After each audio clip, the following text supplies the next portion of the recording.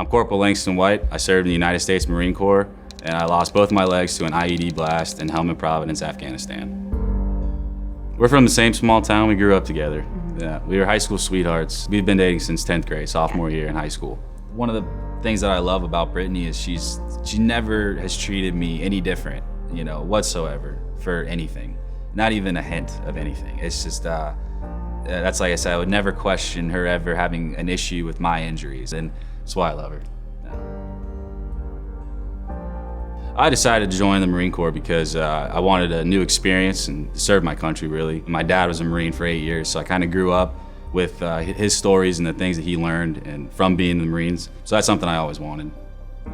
The day I got injured, we were on a patrol, and we were on our way back. I was leading with the CMD. Go to walk up a hill, and the next thing I know, I'm kind of flying through the air, and there's dust everywhere.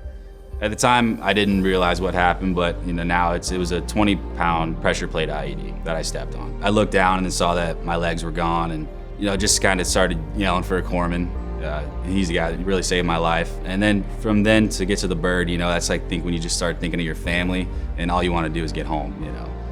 When I first found out that he got hurt, I got a call from his mom, and I just heard her screaming his name. It's Josh, it's Josh, and then I lost my phone service.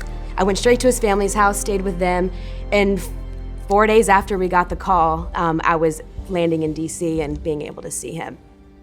When I first got to see Josh again after the injury, I went over there and his eyes were open. He's just like, hey. As soon as I saw his eyes open and, I saw my best friend, and that's when I knew it was all right. I was really motivated. I wanted to get right into therapy, and I wanted to start walking. I wanted to get out of a wheelchair, and I wanted to come as close to a normal life as possible. And I think that's been my goal since day one. And it still is, and it probably will always be that way. Well, right now we live in a studio apartment. It's pretty small. The biggest thing is probably the curbs up to the apartment. So groceries are pretty difficult. I have to take them, set them down, step up, pick them up again. And it's because of that curb and then just the tight space, the small space, makes it really difficult. In our current living situation, besides the curbs being a big obstacle, it's also our bathroom. I literally have to put one hand on the toilet and one hand on which is nasty, and one hand, I usually put a towel or something, and one hand on the floor, and then another towel on top of the bar so it doesn't stab me.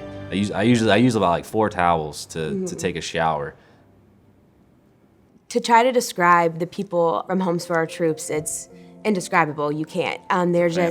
They're the most amazing people we've met in a very long time, and they've completely changed our life, and I'm just too grateful to even put it into words. It's definitely been an inspiration seeing all the guys of the team, the family, and what they do, and it's so selfless, and I can't wait to pay it forward and return that favor. When we found out that Homes for Our Troops was officially going to build us a home and we had the little celebration, the first thing I did was cry. Going from where we are now to a beautiful 4-bedroom home, it's gonna be just great to be able to raise a family in a safe home, and it's gonna be a lot off both of our shoulders to be able to have such a beautiful home to live our life in together. I just felt this weight off my shoulder that I didn't even know was there for probably the last 3 years. For me, that's the biggest thing. Is how am I going to be able to move smoothly throughout the house and get bottles and change diapers and things like that. That's the biggest deal to me, And then knowing that is secure and that it's going to be taken care of, it just means the world. For me, sports is something that really is, now I don't know if it's a distraction, but it's something to keep me motivated. Golf is something that I can play, and I can go out with my buddies and beat them most of the time.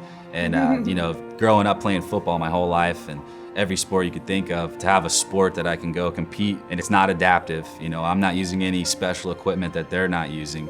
And every time he gets back from golf, and I always say, did you win? And he says yes, and it's like, awesome. To be fair, I only play with the friends who are really bad. And his brother. And my brother.